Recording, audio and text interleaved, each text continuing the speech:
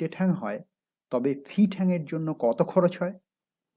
আমি ভয় করছিলাম পণ্ডিত মশাই একটা মারাত্মক রকমের আঁক কষতে দেবেন। আরাম বোধ করে তাড়াতাড়ি বললুম, আগে 25 টাকা। পণ্ডিত মশাই বললেন, সাধু সাধু। তারপর বললেন, উত্তম প্রস্তাব। অপিচ আমি, ব্রাহ্মণী, বৃদ্ধা মাতা, 3 কন্যা, বিধবা পিসি, দাসী, একুনে 8 জন। আমাদের সকলের জীবন ধারণের জন্য আমি মাসে পাই 25 টাকা। এখন বলতো দেখি, তবে বুঝি তোর পেটে কত বিদ্যে? এই ব্রাহ্মণ পরিবার লাট সাহেবের কুকুরের কটা ঠ্যাঙের সমান? আমি হতবাক। বল না। আমি মাথা নিচু করে বসে রইলুম।